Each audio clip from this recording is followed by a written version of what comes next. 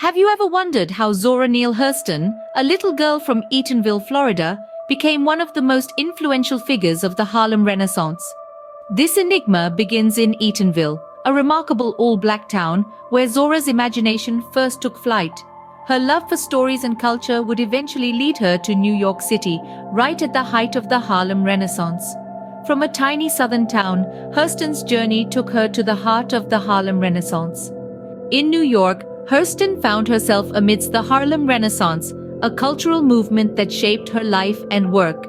This vibrant period of intellectual and artistic explosion was a perfect platform for Hurston's literary genius. She thrived, penning novels, short stories, and essays that were both a mirror and a challenge to the society of the time. Among her contemporaries were luminaries like Langston Hughes and Countee Cullen, with whom she shared not only a friendship but also a creative rivalry. Her most celebrated works, like Their Eyes Were Watching God, gave a voice to the African American experience and womanhood in a poignant and powerful way. Hurston's characters, often complex and vivid, navigated the tumultuous waters of race, gender, and identity, bringing to light the intricate realities of the era. Hurston's work, rich with themes of race, gender, and identity, greatly contributed to the cultural fabric of the Harlem Renaissance. But Hurston was not just a writer, she was also a pioneering anthropologist and folklorist. Zora Neale Hurston had an unquenchable thirst for understanding the world around her, a quest that led her to anthropology.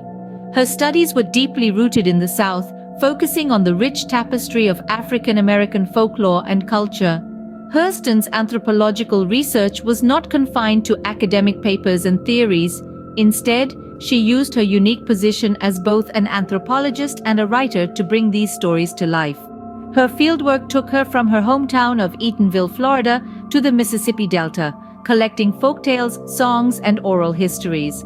This wealth of cultural knowledge deeply influenced her literary work, infusing her narratives with authenticity and vibrancy. These ethnographic studies became the backbone of her storytelling. Her characters were not just figments of her imagination, but drawn from the people she met, the stories she heard, and the culture she immersed herself in. Hurston's unique blend of anthropology and literature provided a profound and nuanced depiction of African American life and culture. Despite her significant contributions, Hurston's work fell into obscurity after her death, only to be rediscovered decades later. A remarkable renaissance indeed.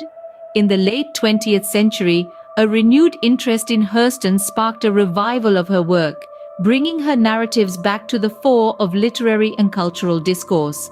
Her stories, brimming with rich folklore, authentic dialects, and compelling characters, captivated a new generation of readers. Scholars and literary enthusiasts alike began to acknowledge the profound impact of Hurston's work, particularly her nuanced exploration of race, gender, and cultural identity.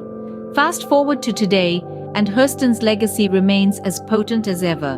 Her themes continue to resonate in contemporary literature and culture, sparking dialogues around identity, autonomy, and societal roles. Her narratives, deeply rooted in the African American experience, provide a lens through which we can view and better understand the complexities of our shared history.